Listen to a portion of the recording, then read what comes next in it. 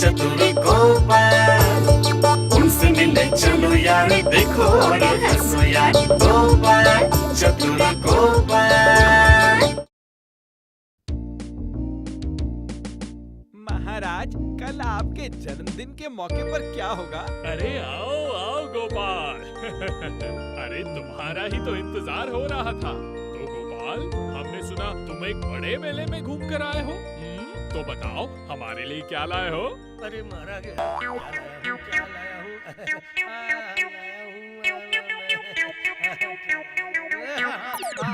महाराज, वो एक बहुत सुंदर सा एक फूलदान लाया हूँ महाराज। फूलदान?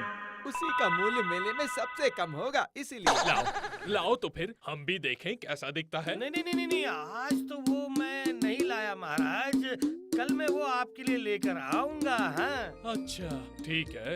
अच्छा सुनो सब लोग, अभी हम एक खुशी की खबर सुनाएंगे। कल हमने एक भोजनोत्सव का आयोजन किया है। वहाँ सब लोग सुबह सुबह आ जाना। कल सिर्फ खाना पीना और आनंद होगा। अचानक भोजनोत्सव क्यों महाराज? आपको क्या कोई खजाना मिला है महाराज? खजाना? हाँ, वैसे एक प्रकार का खजाना ही बोल सकते हो। असल में हमारा भाग्य तो बहुत ही अच्छा है। हाँ महाराज, आपका भाग्य तो अच्छा होगा ही, पर उसके लिए भोजन क्यों महाराज? इसका कारण बताइए। अरे हमारे भाग्य के जोर से आज हम ऐसा राज्य चला रहे हैं जहाँ पे कोई भी एक लालची और बेईमान इंसान नहीं ढूंढ पाओगे। इसीलिए हम खुशी में उत्सव मनाएंगे। महाराज, वो तो मैं देख रहा हूँ, आंखें होते हुए भी आप अंधे हैं। महाराज के बगल में ही एक इतना बड़ा उदाहरण बैठा हुआ है, फिर भी ऐसी बातें कर रहे हैं। क्या हुआ गोपाल? क्या सोच रहे हो, बताओ तो। नहीं, मैं मतलब सोच रहा हूँ कि इतने बड़े राज्य में एक भी लालची और बेईमान इंसान नहीं है। क्या अब ऐसा बोलना कुछ ज्यादा नहीं हो गया महाराज? बताइए ना। मतलब क्या बोलना चाहते हो तुम? महाराज, वो शायद अपनी खुद की बात बोलना चाह रहा है। तुम चुप करो तो। बताओ, मुझे बताओ, तुम क्या बोलना चाहते हो, बोलो। नहीं, मैं ये कह रहा था कि इस राज्य में एक लालची इंसान तो जरूर होगा। हमें तो ये बिल्कुल नहीं लगता है, और इसीलिए कल भोजनोत्सव होगा ही, और तुम बच्चों को लेकर उत्सव में आ जाना, और सभी राज्यवासियों को निमंत्रण दिया जाता है। ठीक है? ठीक है महाराज, आपकी बात ही सही मान लेते हैं, पर वो कल तो। कल क्या है? नहीं, कल उत्सव होगा ना, तो अब मैं नहीं आ पाऊंगा महाराज। क्यों? कल मुझे बहुत जरूरी काम है महाराज। ओह, तुम्हारा काम हमारे उत्सव से भी ज्यादा जरूरी है। नहीं, मतलब वो ये है कि। नहीं, तुम्हारी जिद तो दिन प्रतिदिन बढ़ती ही जा रही है गोपाल। सही कहा, गोपाल बहुत उड़ने लगा है। वो सब हम कुछ नहीं सुनेंगे। कल ही उत्सव होगा, और सुबह ठीक 10 बजे के अंदर तुमको यहाँ पहुँचना पड़ेगा, नहीं तो फिर तुम्हारी किस्मत में दुख लिखा होगा। ये हमने कह दिया। नहीं, खाने के मामले में ना कह के कोई फायदा नहीं है। ठीक है। हाँ ठीक है महाराज, मैं आऊंगा, जरूर आऊंगा। अब बड़े मजे में हूँ, सब चिंता है बंद, कल तो जमा के है भोजन का आनंद। भोजन का आनंद। भोजन का आनंद? कल ऐसा आनंद करवाऊंगा ना बेटा, पता चलेगा कि किसमें कितना दम है।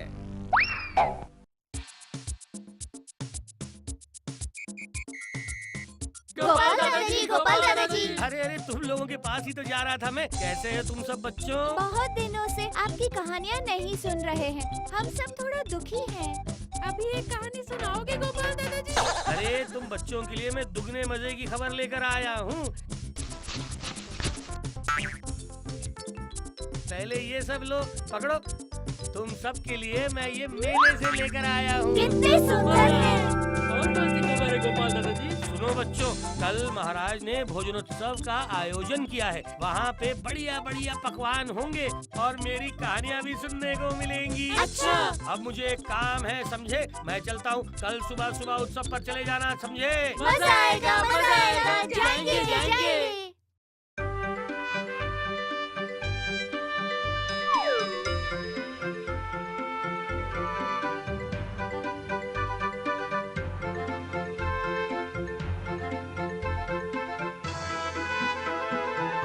नहीं, कहता है नहीं आ पाऊंगा। ये गोपाल दिन प्रतिदिन लाड़ प्यार में आके सर पे चढ़ गया है। आहा, आप इतना गुस्सा क्यों कर रहे हैं? हो सकता है गोपाल को सचमुच कोई जरूरी काम हो। नहीं राजू, तुम अब मुझे ये सब मत समझाओ। उसकी आदत ही हो गई है कि बात बात पर हमें उल्टा जवाब देना। हम धान कहते हैं, वो कान कहता है। क्यों? अब क्या हुआ? हमने कहा इस राज्य में एक भी लालची और बेईमान इंसान नहीं है। ये सुन के उसने कहा नहीं महाराज है, लेकिन मैंने भी उसे साफ लफ्जों में ही समझा दिया। हाँ, सुबह 10 बजे के अंदर नहीं आया तो उसे सजा भुगतनी पड़ेगी। सजा तो भुगतेगा ही। इस गोपाल को ऐसी सजा दिलाऊंगा कि मुंह छिपाने की भी जगह नहीं मिलेगी। मुझे बुलाया मंत्री महाशय? हाँ हाँ सेनापति, एक जरूरी काम से तुमको बुलाया है। हुकुम कीजिए मंत्री महाशय। आप बिल्कुल चिंता मत कीजिएगा, सारा काम एकदम ठीक ठीक हो जाएगा। ठीक है, जाओ।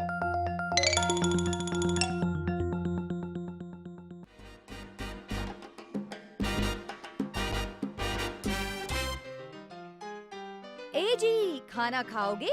बहुत रात भी हो गई है। खाना? हाँ, खाने के बारे में तो सोच रहा हूँ भगवान। इसमें अब सोचना क्या है? हाँ, नहीं मतलब मैं सोच रहा था कि तुम्हारे हाथ का वो एक जैसा खाना खा खा के मुंह कैसा बेस्वाद सा हो गया है। अगर मैं अपने मुंह का स्वाद थोड़ा बदल लेता तो मुझे अच्छा लगता। मतलब तुम क्या इस उम्र में मुझे छोड़कर अब फिर से शादी वादी करोगे क्या जी? हे भगवान! तुम्हारा क्या दिमाग खराब हो गया भगवान? कल महाराज की राज्यसभा में भोजनोत्सव का आयोजन होगा।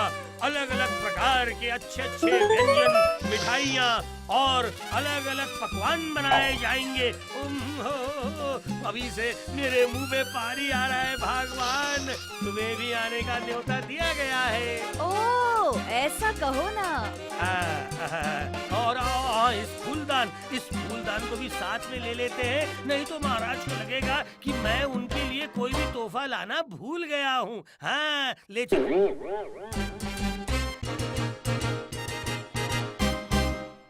तुम इतनी जल्दी अकेले ही क्यों जा रहे हो?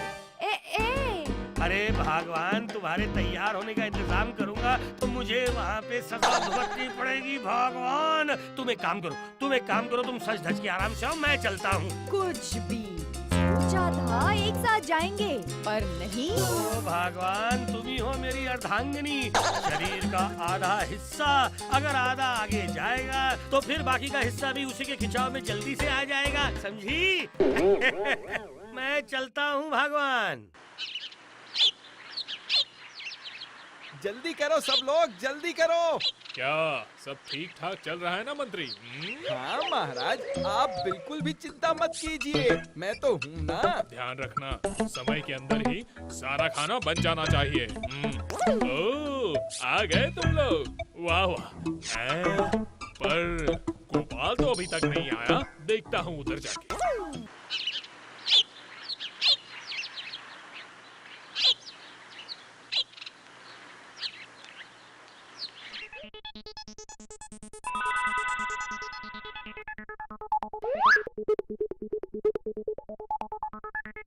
तुम यहाँ क्या घास छिलने आए हो? हैं? जाओ अभी बाहर जाके पहरा दो। जैसा बोला गया है उसी हिसाब से काम ठीक ठाक होना चाहिए। जो हुकुम मंत्री महाशय।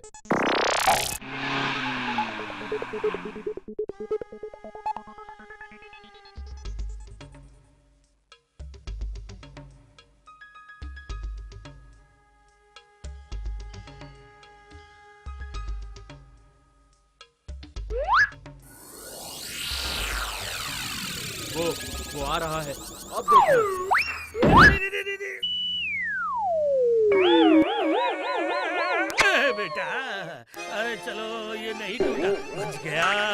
केले का छिलका। देख रहा हूँ इन बंदरों ने अब राजमहल के सामने बैठ के केला खाना शुरू कर दिया है। अरे बाबा, इस कीचड़ ने मेरे कपड़े तो बर्बाद कर दिए। ओहो, अब तो मैं इन बंदरों की तरह दिखने लग गया हूँ। अब मुझे अंदर जाके स्नान करना पड़ेगा, तब जाके लोग मुझे पहचानेंगे। कहाँ जा रहे हो गोपाल भाई? यहाँ तो एक ही दरवाजा है, देख रहा हूँ, वहीं से अंदर जा रहा हूँ भाई। नहीं, अंदर भोजनोत्सव चल रहा है। महाराज ने हमें बार बार आदेश दिया है, गंदे कपड़ों में कोई भी भीतर ना घुसने पाए। तुम्हारा कुर्ता तो कीचड़ से लथपथ हो गया है। नहीं, ये सब गंदे कपड़े पहन के मैं तुमको अंदर किसी भी कीमत में घुसने नहीं दे सकता हूँ। ये भी कोई समस्या है क्या सेनापति? ये देखो।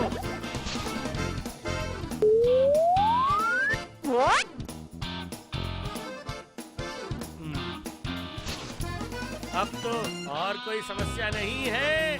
अंदर जाके मैं बस अपने कुर्ते को धो लूंगा, फिर अंदर जाऊंगा। नहीं, ऐसे बिल्कुल भी अंदर नहीं जा सकते।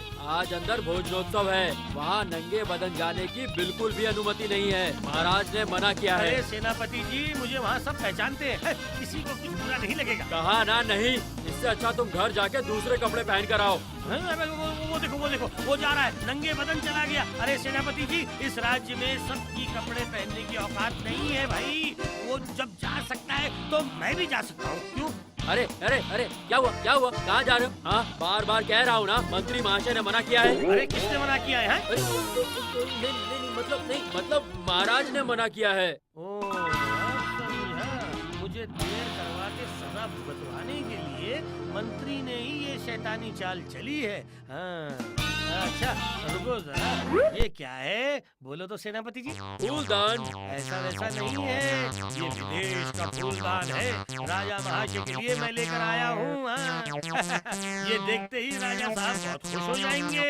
राजा साहब का खुश होने का मतलब पता है ना तुम्हें? बोलो। क्या? इनाम, सोना, चांदी, हीरा, पन्ना, स्वर्ण मुद्राएं, कुछ भी इनाम में दे सकते हैं राजा साहब। है नहीं? हाँ, और तुम अगर अभी मुझे अंदर जाने देते हो तो मैं वादा करता हूँ, मुझे जो इनाम मिलेगा उसका आधा हिस्सा मैं तुम्हें दूंगा। हाँ, सच कह रहा हूँ, तुम्हें ही दूंगा। सच में? हाँ भाई, जरूर दूंगा, जरूर।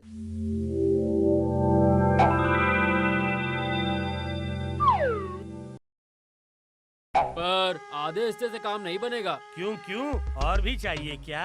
नहीं, मतलब एक और हिस्सेदार है, वो भी तो अपना हिस्सा लेगा कि नहीं? वो कौन है? वो नहीं बता सकता, तुम इधर ही खड़े रहो गोपाल, मैं झट से उनसे एक बार पूछ के आता हूँ कि वो हिस्सा लेंगे कि नहीं। पर तुम अंदर मत जाना। अच्छा ठीक है, पर तुम जल्दी से वापस आ जाना। खेल जम गया। देखो, इनाम के 3 हिस्से होंगे, मंजूर है? जरूर, इनाम मिलते ही उसके मैं 3 हिस्से करके तुम लोगों को दे दूंगा, सबके सामने ही दूंगा। तुम बिल्कुल चिंता मत करना, बेफिक्र रहना है। जाओ, अंदर जाओ। जाता हूँ।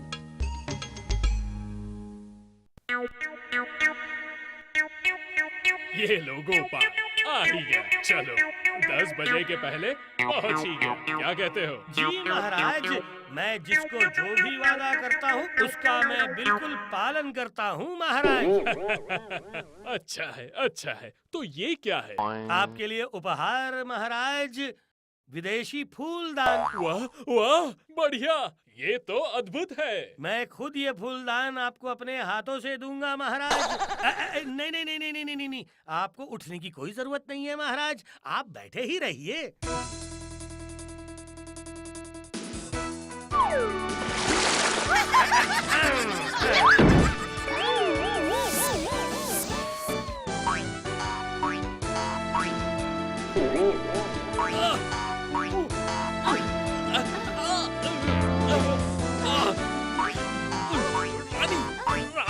निकल ही नहीं रहा।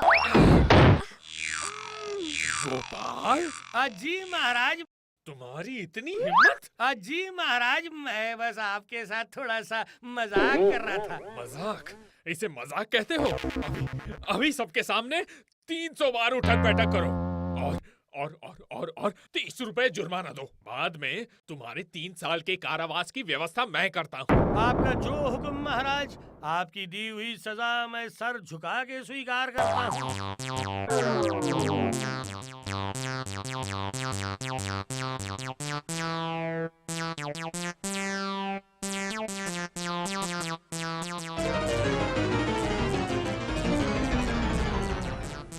क्या हुआ गोपाल, तुम सिर्फ 100 बार उठक बैठक करके रुक क्यों गए? करो। अगर मैं 300 करूंगा तो ये वादे के खिलाफ हो जाएगा महाराज। मुझे जो इनाम मिलने वाला है ना, उसके 3 हिस्से करने हैं। 2 हिस्से इसमें से मुझे सेनापति जी को देने हैं, है ना सेनापति जी? तुम क्या बोलना चाहते हो गोपाल? ये आप सेनापति जी से खुद ही पूछ लीजिए महाराज। सेनापति? मतलब जी महाराज, मतलब अभी एक थप्पड़ पड़ेगा। बोलो जल्दी बोलो। नहीं, मतलब गोपाल भाई को जो भी इनाम मिलेगा उसके 3 हिस्से होंगे। एक हिस्सा मुझे मिलेगा और एक हिस्सा मिलेगा मंत्री महाशय को। उन्होंने ही मुझे सब कुछ सिखाया है महाराज। गोपाल के राजमहल के बाहर आते ही केले के छिलकों को उसके पैर के सामने फेंक के उसको गिरा देना और किसी भी कीमत पे अंदर घुसने मत देना। देर होगी तो महाराज उसको सजा देंगे। बस काम खत्म, समझे? सब ठीक ठाक होना चाहिए। इस काम के तुम्हें 5 रुपए दूंगा। मंत्री, उसके बाद बोलता हूँ महाराज। मंत्री महाशय, गोपाल को अगर अंदर आने देंगे तो वो अपने पुरस्कार का 2 हिस्सा हमको देगा। गोपाल महाराज के दिए इनाम के 3 हिस्से के 2 हिस्से हम लोगों को दे देगा? अरे बाप रे, ये तो बहुत सारी स्वर्ण मुद्राएं हुई हैं। ये मौका किसी भी कीमत में छोड़ नहीं सकते। गोपाल को आने दो। जैसा कहा है अगर वैसा करोगे तो किसी को कोई भनक भी नहीं मिलेगी।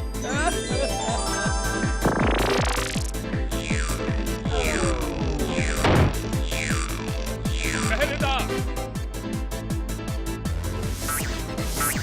इसको यहाँ से अभी की अभी उठा के लेके जाओ और जैसे ही होश आता है मुझे खबर करो और इसको भी कारागार में डालो। हम इसका बाद में फैसला करेंगे।